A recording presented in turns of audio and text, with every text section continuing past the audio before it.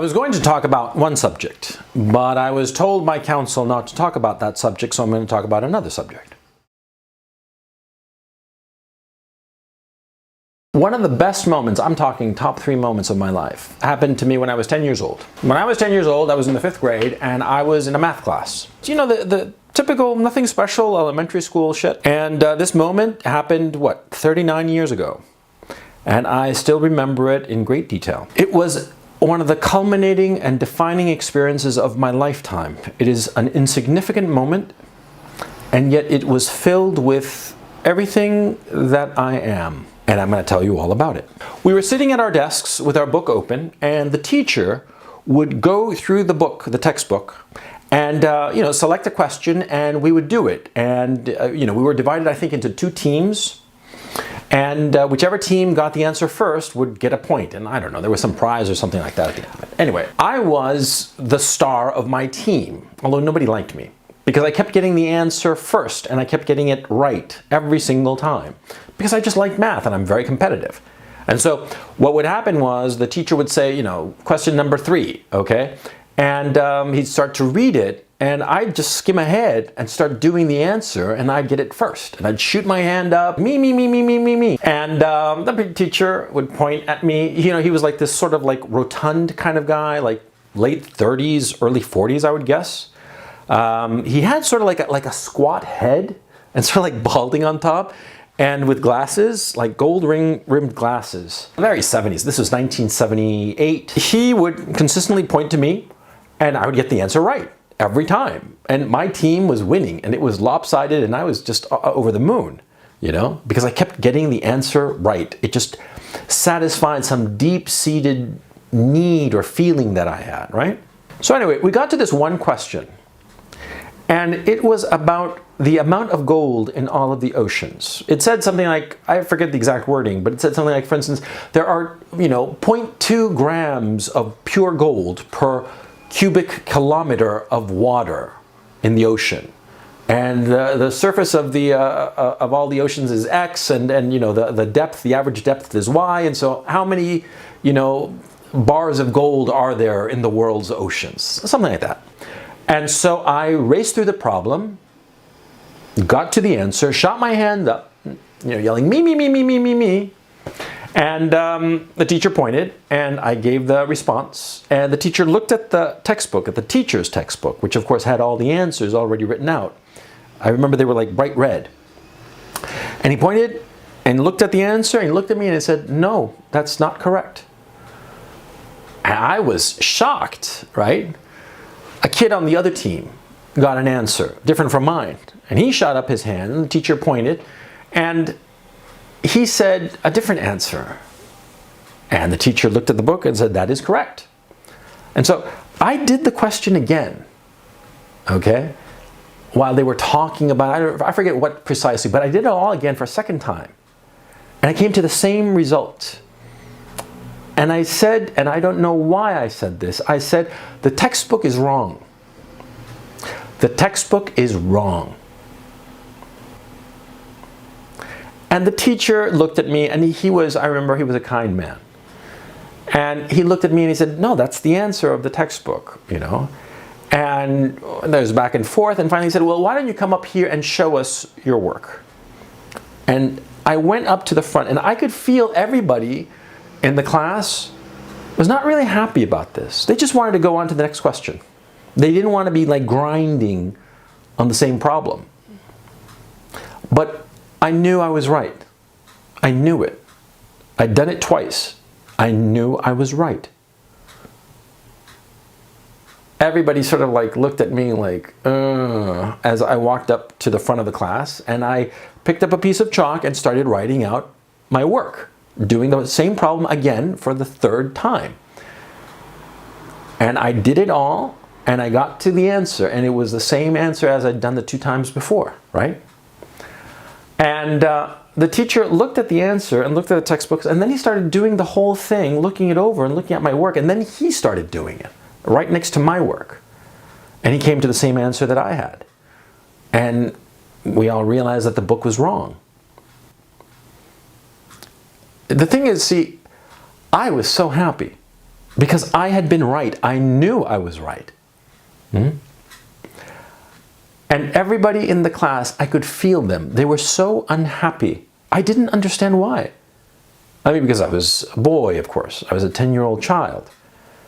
But I thought to myself, I got it right. This is the right answer. The book is wrong. And this trivial moment of 40 years ago, practically, this trivial, insignificant moment, it must have been maybe 10, 15 minutes in a math class of a bunch of fifth graders.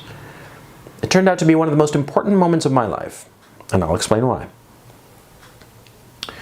You see, to me, the right answer was more important than being popular, was more important than than eluding the negative looks of all my classmates. It was more important to be right.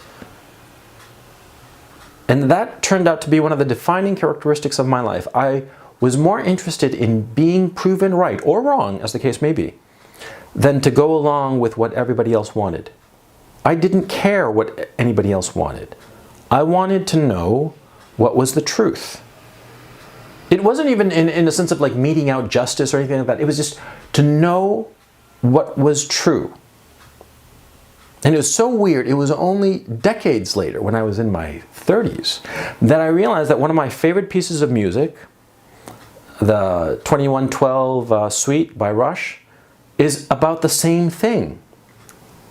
I was like 35, and I was driving along one day, and I thought about, Rush's 2112. I was humming it along. For some reason, either the radio didn't work, or I didn't want to listen to the radio, or there was nothing on, or something like that. And I was humming along to myself, and all of a sudden it popped into my head that the story of 2112, right, about the guy who finds a guitar, and he loves the guitar, and he plays the guitar, and it's fantastic, right? And all the other people just hate him for it, and they dismiss him for it. The priests of the temples of Syrinx dismiss him for it, right? And that authority says one thing, and he says another. The textbook says one answer, and I said another, and it was so weird. At 35, I had this insight. I've been listening to 2112 since I was like 12, 13 years old, right? 13 years old. And this incident with the math textbook happened when I was 10 years old, and yet oddly, for 2+ decades, I didn't make that connection. My favorite piece of music was basically about that math class. It was so weird, right? And I realized that being right is more important. Being right, finding the truth, is more important.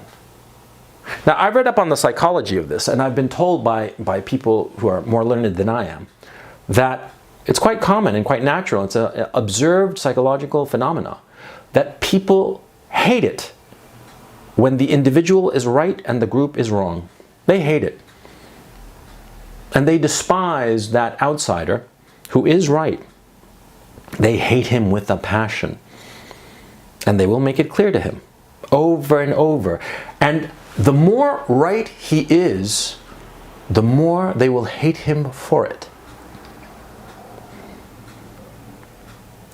I guess it's a question of how you want to live your life. Do you want to live with, an easy life, part of a group that believes just a bunch of bullshit, perhaps? I mean, just real, ridiculous nonsense. Believes perhaps in corruption, real corruption. Believes perhaps in lies, real lies, lies that affect people. Do you want to live under the spell of the group of people who believe lies and who believe the people who tell the lies? Or do you want to know the truth? It's a fair question, because it's comforting to live among a group of happy fools who think things that aren't true. It's comforting. It's nice to be in a social group that accepts you. It's just fantastic, really. To be a part of a group that all think the same, a collective, that all thinks the same, and nobody really has to question anything, and nobody has to think for themselves, and everybody just goes along. They go along with the textbook, they go along with the priests, they go along with the leader,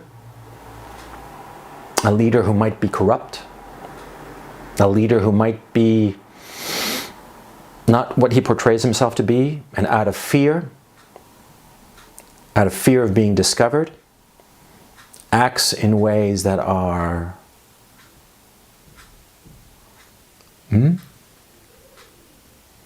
I don't know. These are questions for people wiser than myself. No, maybe it's more accurate to say, I guess it's really a question that each person has to answer for themselves. Whether they want to follow a book or some priests or a leader and close their eyes and just follow along blindly like zombies, like mummies. Mummies are zombies after all. Or do they want to walk around with their eyes open? Do you want to walk around with your eyes open and asking for yourself, what is the truth? I prefer to be right and to be hated. That's where I stand.